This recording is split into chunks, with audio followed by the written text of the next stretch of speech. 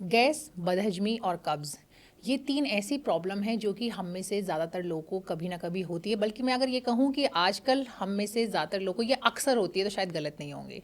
और हम जानना चाहते हैं कुछ ऐसी रेमेडीज़, कुछ ऐसे घरेलू उपाय, साथ ही साथ आयुर्वेद की कुछ ऐसी दवाएँ जिन्हें कि हम घर में आसानी से इस्तेमाल कर सकते हैं और जिनका फ़ायदा बहुत ज़्यादा है। इसी विषय पर बात करने के लिए आज हमारे साथ हैं senior Ayurveda expert doctor Rajni Sushma. Ma'am, बहुत-बहुत स्वागत है आपका। नमस्कार। जी। आपका भी बहुत बहुत धन्यवाद। जी, मैं अपने दर्शकों को बता दूं कि हम में से जितने लोगों की ज़्यादातर उम्र नहीं है, उससे ज़्यादा मैम का अनुभव है। लगभग 45 साल से वो आयुर्वेद के क्षेत्र में हैं। पढ़ाती भी रही हैं डीयू में, साथ ही साथ बहुत सारे बड़े-बड़े संस्थान के साथ जुड़ी रही हैं, डीन जैसी सीनियर पोजीशन पे रही हैं और आयुर्वेद के क्षेत्र में बहुत अच्छा काम कर रही हैं। तो आज हमें बताएंगी कि हम अपने रूटीन में, अपनी लाइफ़स्टाइल में क्या बदलाव करें ताकि गैस, बदहज़मी जैसी प्रॉब्लम से हमें छुटकारा मिल सके। तो मैम, मैं जानना चाहती हूँ कि गैस जो है वो बहुत बड़ी इश्यू है, ठीक है। अक्सर लोग कहते हैं कि मैं बहुत सारी चीज़ें करता हूँ, लाइफ़स्टाइल भी ठीक करने की कोशिश करता हूँ, जो चीज़ें बताई जाती हैं वो भी फॉलो करता हूँ, लेकिन फिर भी गैस होती है। तो आप कुछ उपाय ऐसे बताएं जो कि गैस से निजात दिला सकें। देखिए, गैस एक बहुत कॉमन प्रॉब्लम है। बिल्कुल। बड़े से लेकर छोटे बच्चों तक आपको गैस की प्रॉब्लम मिल जाएगी। तो सबसे पहले आप एक कर सकते हैं, अगर आपको गैस बनती है, सुबह उठते ही गैस बनना शुरू हो जाती है, तो अजवाइन, 1 चम्मच अजवाइन एक गुनगुने पानी में अच्छे से डाल के थोड़ी देर रख दें उसको, और उसके बाद उसका पानी पी लें सुबह सुबह। ठीक है।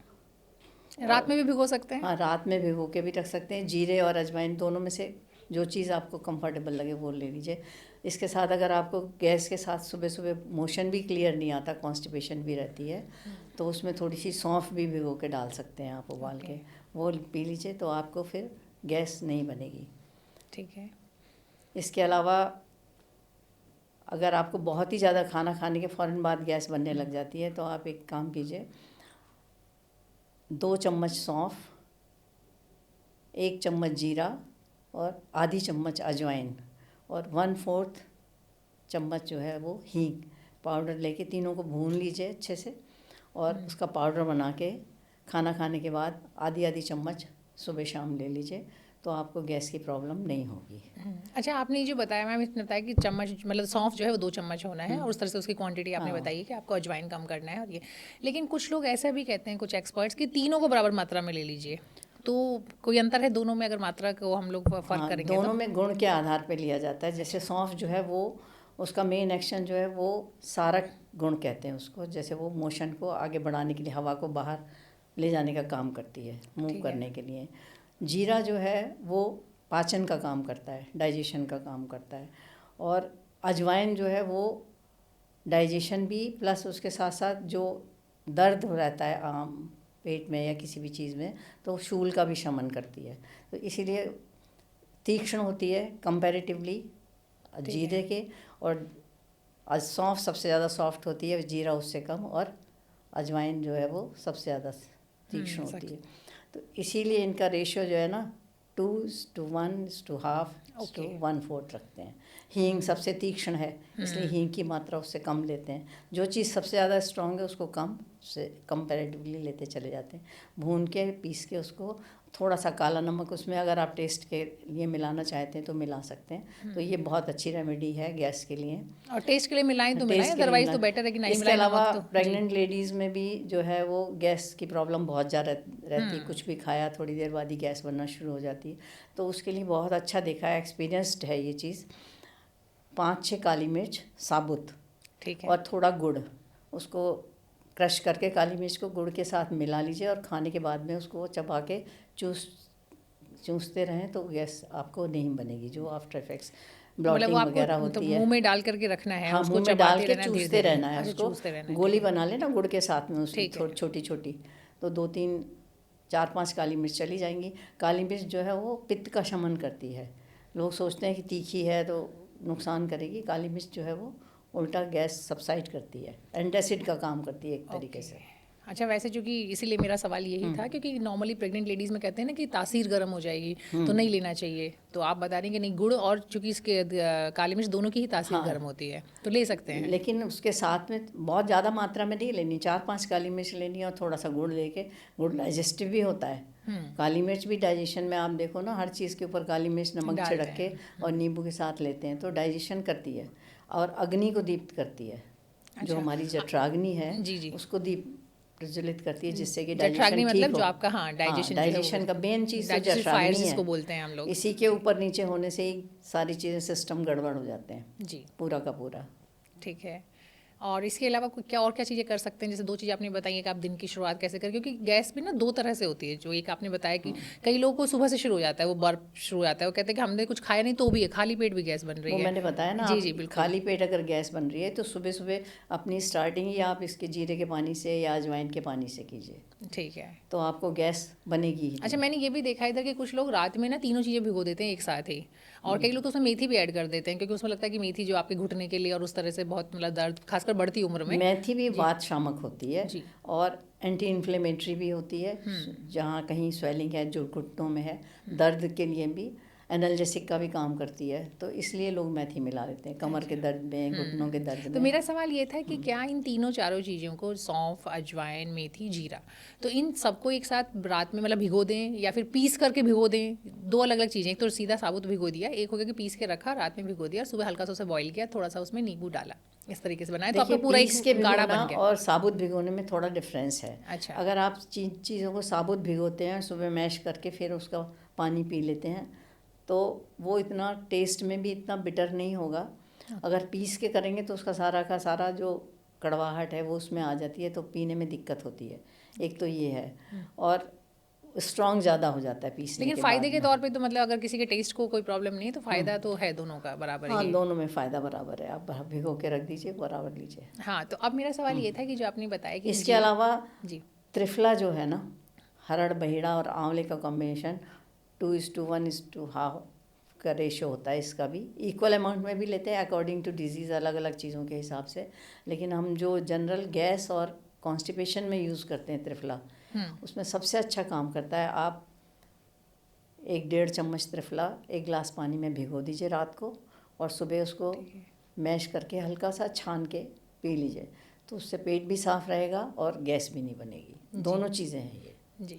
अच्छा, जिसको प्रॉब्लम नहीं है गैस, एसिडिटी कुछ भी, तो त्रिफला क्या कोई भी ले सकता है या जिसको कोई किसी तरह का इशू है वही लेगा? नहीं, त्रिफला देखिए, हमारे यहाँ चरक में 4 तरीके से बताया गया त्रिफले का सेवन, अलग अलग पेशेंट्स के लिए, प्रकृति के हिसाब से भी और दोष के हिसाब से भी कैसे लेना है। जनरल अगर आप हेल्थ के पॉइंट ऑफ व्यू से, त्रिफला को रसायन बताया गया, त्रिफला रसायन। तो जो हमारा प्रथम त्रिफला रसायन बताया गया चरक में, वो बहुत ही अच्छी चीज़ है। उसकी मैंने प्रैक्टिकली पेशेंट्स में भी दे के देखा है। वो डिवाइडेड डोजेज़ में है, अलग अलग अलग सेपरेटली। जैसे आपने हरड़ ली, 1 हरड़, 2 बहेड़ा और 4 आंवले, इनका पाउडर बना के रख लिया अलग अलग। 1 डोज़ है ये। 1 हरड़ सुबह सुबह पाउडर उसका शहद के साथ एम्प्टी स्टमक, खाली पेट ले लीजिए। तो उससे क्या करिए, हरड़ जो है, मेन काम क्या है हरड़ का? रिलीज़ करना, सारण का काम जिसको बोलते हैं ना, सारण का कार्य करती है। उससे मोशन होगा। सुबह ले लिया आपने। 2 बहेड़े का चूर्ण आप लीजिए खाना खाने से पहले, दोपहर में, दोपहर का खाना खाने से घी के साथ में। अच्छा। देसी घी के साथ में 1 चम्मच, उसके साथ में आप दोपहर का खाने से पहले बहेड़े का पाउडर ले लीजिए। और आंवले का पाउडर रात को खाना खाने के बाद में, अगर 2-4 आंवले का पाउडर जितना भी बनता है, 1 चम्मच समझ लो आप, उसको खाना खाने के, मैं अगर कॉन्स्टिपेशन रहता है पेशेंट को, हेल्दी है, तो खाने के 15-20 मिनट बाद दे दीजिए गर्म पानी से, और नहीं तो फिर 1 घंटे बाद, कॉन्स्टिपेशन अगर रहता है तो उससे जनरल हेल्थ ठीक रहेगी। और 3-4 महीने में ही आपकी हेल्थ जो है, इम्यूनिटी बड़ी अच्छी हो जाएगी। मैंने खुद देखा है। ये मेरा बेटा है, उसकी टीचर थी एक, बिल्कुल ऐसी 40 इयर्स की एज में ही फेस एकदम वैसा था उनका। तो मैंने उनको बताया कि आप इस तरीके से त्रिफला यूज़ करो। और 4-5 महीने बाद में जब उनसे मिली तो उनकी शक्ल पहचानने में नहीं आ रही थी, एकदम यंग और स्किन फर्स्ट क्लास। साथ में उसको मैंने एलोवेरा जूस और बताया था कि ये लेते रहो साथ में। ठीक है। तो एलोवेरा जूस के तो फिर अपने आप में बहुत फ़ायदे हैं। हाँ, अलग इस ही पर अलग से बात करेंगे। जी, तो मेरा सवाल ये था कि जो हमने 3-4 चीज़ों की बात की, जो भी आपने बताया, जीरा, सौंफ, अजवाइन, मेथी, तो इनको एक साथ लेना वो ज़्यादा बेनिफिशियल है, या फिर एक-एक करके लेना? कि कई लोग कहते हैं कि आपने 1 हफ्ता या फिर 1 महीना आपने एक ले लिया, जीरा ले लिया, मैंने 1 महीने आपको में। तीनों कॉम्बिनेशन बताए, जी। जीरा, सौंफ और अजवाइन और हींग का कॉम्बिनेशन था एक। अलग अलग सुबह जीरा नहीं, मेरा या ये है पानी कि लेके, दोनों साथ में लेना ज़्यादा बेनिफिशियल है, या फिर अकेले कोई लेना फिर बाद में चेंज करके दूसरी चीज़ ले ली, वो अगर ज़्यादा? आपको गैस के साथ साथ पेट में डिस्कम्फर्ट भी रहता है तो तीनों चीज़ें मिला के ले सकते हो ओके। आप, क्योंकि अजवाइन दर्द कम करेगी, सौंफ रिलीज़ करेगी और जीरा डाइजेशन को ठीक करेगा। राइट। तो एक और बड़ा ये जो कंसर्न है लोगों का होता है अक्सर दूध। दूध से बहुत सारे लोगों को, दूध के बहुत सारे फ़ायदे हैं, हम सब जानते हैं। आयुर्वेद में तो बिल्कुल ऐसे माना जाता है कि दूध आपको पीना ही चाहिए, लेकिन फुल मील माना ही जाता है। बट दिक्कत कहाँ थी कि बहुत सारे लोग कहते हैं कि दूध पचता नहीं है। दूध लेने के बाद आपको ज़्यादा अफारा महसूस होता है, पेट में भारीपन लगता है, गैस हो जाती है। तो ऐसे लोग के लिए आपका क्या एडवाइस है? देखिए, दूध जो है वो आज भी अच्छा ही माना जाता है, लेकिन वो शुद्ध हो। जी। आज इतना कंटेमिनेशन हो गया है कि आप थैली वाला दूध लाते हैं, आपको ये नहीं पता उसमें क्या क्या चीज़ें मिक्स हैं, कहीं तो केमिकल्स यूरिया तक मिक्स करके दूध बना रहे हैं, इसीलिए दूध से कॉम्प्लिकेशंस होने शुरू हो गए हैं। तो अब लेकिन मजबूरी है, दूध तो यही लेना पड़ेगा। तो इसमें आप ऐसा कर सकते हैं कि दूध को अच्छे से बॉईल करें, 2-3 बार बॉईल करने के बाद में, और फिर भी अगर गैस बनती है तो उसमें अदरक बॉईल कर लें या थोड़ी हल्दी मिक्स करके बॉईल करके दूध पिएं, तो उससे गैस आपको कम बनेगी। ओके। सौंफ भी डाल सकते हैं क्या दूध हाँ, में? सौंफ डाल के भी दूध पी सकते हैं। ठीक है, तो मतलब ये है कि सो उसमें कुछ चीज़ ऐड करके, जो आपके अदरक, हल्दी या सौंफ, इन तीनों में से कोई चीज़ ऐड करके उसको उबाल। अदरक और सौंठ में बड़ा फ़र्क है। जी, जी, बिल्कुल। हालांकि एक ही चीज़ के 2 फॉर्म्स हैं, हाँ, एक ड्राई है और एक। एक ड्राई है, एक वेट है, लेकिन एक वात का शमन करता है और एक कफ का शमन करता है। हम चाय में नॉर्मली अदरक डाल के पीते हैं, सर्दियों में ख़ास तौर से। तो क्यों पीते हैं? क्योंकि कफ बढ़ा हुआ होता है, तो कफ बढ़ेगा तो अदरक उसको ख़त्म करेगी। सौंठ हम क्यों देते हैं? डिलीवरीज़ में या वैसे कहीं पेट में दर्द हो रहा है या कहीं भी दर्द होता है, सौंठ का यूज़ करते हैं। सौंठ जो है वो वात शामक होती है, वात से दर्द हाँ की दर्द होगी। बढ़ाता है, जहाँ वात होगी वहाँ शूल होगा, दर्द होगा ही होगा। अच्छा, तो यही रीज़न है कि जो नॉर्मली होता है ना कि जैसे आपको दर्द है, घुटने में दर्द है, या आपको बॉडी में कहीं गर्दन में, कमर में दर्द है, तो तो अब सौंठ आपको और सौंठ। अजवाइन दे देते हैं जी, हम जी, इसीलिए, सौंठ और अजवाइन का क्योंकि इस्तेमाल करें। और अगर ये है कि आपको जो सर्दी का मौसम है, कफ अगर बढ़ा हुआ है, तब अदरक तो का उसमें इस्तेमाल करें। अदरक और तुलसी का यूज़ कर सकते हो, या खाली अदरक भी यूज़ कर सकते हो। जी, जी, बहुत बढ़िया। कोई और उपाय है जो इससे जुड़ा हुआ है? किस चीज़ के गैस लिए? गैस के लिए हम लोग बात कर रहे थे। गैस के लिए देखिए, ये तो सारे रेमेडीज़ हैं। इसके अलावा मैं 2-3 टिप्स बताऊंगी आपको, जिससे आपको गैस बने ही ना। तो उसके लिए सबसे इम्पॉर्टेंट चीज़ है हमारा खाना, जो हम खाते हैं, आहार जो लेते हैं, उसमें 2 मील्स के बीच में कम से कम आप 3 घंटे का गैप रखिए। ठीक है। होता क्या है, हमने अभी यहाँ पे कुछ खाया, अपने घर से ब्रेकफास्ट करके निकले, दूसरी जगह गए, 10 मिनट बाद ही हमने कोई दूसरी चीज़ खा ली, जो भी ऑफ़र हुआ खा लिया, फिर उसके बाद फिर कुछ खा लिया। तो जो हमने अपने घर से खा के निकले थे वो डाइजेस्ट हो नहीं पाया, उसमें दूसरा हमने डाल दिया, तो वो कच्चा रह गया, तो वो आम विष बन जाता है।